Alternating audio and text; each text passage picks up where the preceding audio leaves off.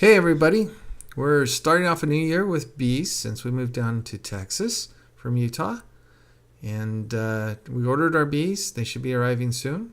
And this year we decided to experiment with the Sylvanian style of beekeeping. So I ordered a beehive off eBay a week ago from Maisterdan, and it arrived today. Yes!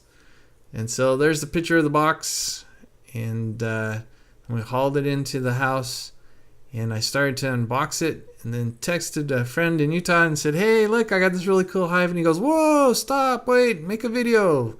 We need some sort of unboxing. So here you go. Okay, this is our new beehive.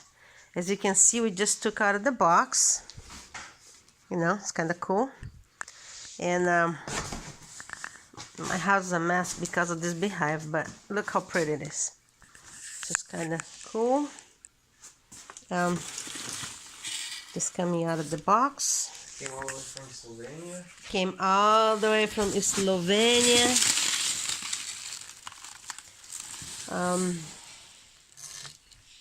It was handmade by this little Slovenian guy. It's really cool. So here's the lock. Very simple construction, but really cool. We have this little vent here that would be for the bottom and the top, if you guys can see. And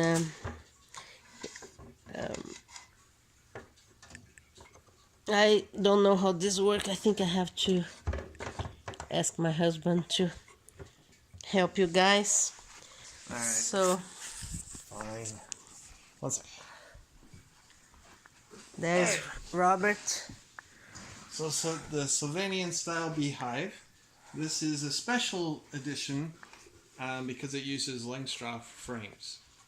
It doesn't use the Sylvanian style frames. The Sylvanian style frames on the top is concave because it rides on wires. Go ahead and pull it the way these come in and out. And this is the traditional feeder. So you put all your sugar water and stuff inside here. Right, and then the bees would be able to get in and out. And you can exchange these, and these will pop out, and you can put in regular framed sections. That's the way it's designed to be very modular. Okay. Then they have these little spacers right here on the bottom. That's how they would space the frames in a style. The Sylvanian style frames don't have the thicker section that a Langstroth style has. So, Langstroth frames, you have the little lip on the edge, right? You have a little thicker on the top, narrower at the bottom, and this is what creates your bee space between your frames. On a Sylvanian style hive, these little metal guides would hold it in place instead. And so it holds it in place like so. And this has the groove to accommodate the little lip on the top. So that creates the bee space here on this end as well. Nice. Okay? So it holds 30 frames. It's adjusted for Langstroth, so you can do the 30 frames a beat. These ones here are designed for you to put in your base wax, and you run your wires through here to hold. They'll hold the foundation in place. Right. It has a groove in the top, so you could put in a little lip here if you wanted to just let them build their own thing. All right. I think I'll probably start off with my black plastic frames instead, but I wanted it to accommodate regular Langstroth frames so that I could use those. So we pull all these out. Should accommodate 10 frames. Will they fit in there? Yeah. Do you have them yet? Yeah, the 10 deeps. Yeah, I have the 30 frames from last year. Okay, so inside, I don't know how well that's going to show up. They ride upon these 3/8 inch metal bars. There's 3 of them all the way through. Might be easier to see without the queen excluder. But you have these 3/8 bars, and the frames sit on top of these bars, right? And that kind of keeps the bee space between the frames. And then each level has a queen excluder. So you can do a queen excluder here. It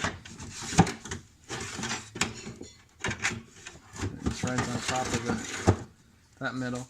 Queen excluder there, so I can do a 2-section for the brood chambers and then do honey on the top, or I could do, if for whatever reason I want to just do 10 frames of a brood in the bottom and do honey in the rest.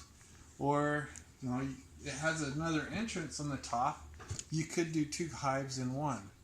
I could have a two box or 20 frames for 1 hive in the bottom and 10 frames in the top part. So that's cool, because there's that queen excluder there, and then you have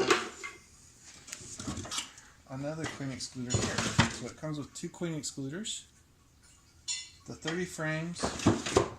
I've got the feeder that I just pulled out plus this feeder down here. So we have 2 feeders. And then at the very bottom, you got this to control, I believe that's used to control access to the front, but I'll have to look at that.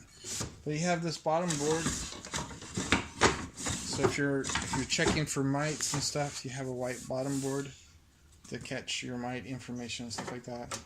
This bottom section is screen. There's a screen right here on the bottom, so you could get ventilation. Pull this in and out, right? That goes right there. It's really cool. There's your screen. There's your board for the mic control.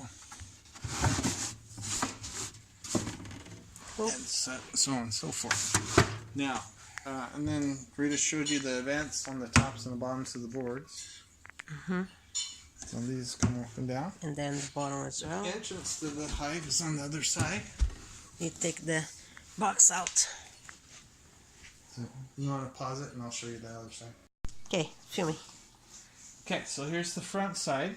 You have your main entrance here. It's ventilated, so if you wanted to keep it closed up, like you get the air into the hive. But this comes down as a landing board. Alright, and then bee holes right here in the bee entrance. Right along this gap. But then you can add additional ones. So at each level, there's an additional entrance. There's this one at this level, and this one at this level. So again, you could separate it into multiple hives in one if you wanted to. Like when you overwinter them, you could do that. And if you need to shut them up for whatever reason, you still have some airflow. Like if they were being robbed, you had another colony trying to get in, you could shut it up and they'd still get the airflow that they needed to get inside. And that's the Slovenian Style hive. It's really cool. I'm excited to get a bee house built and get it inside. All right.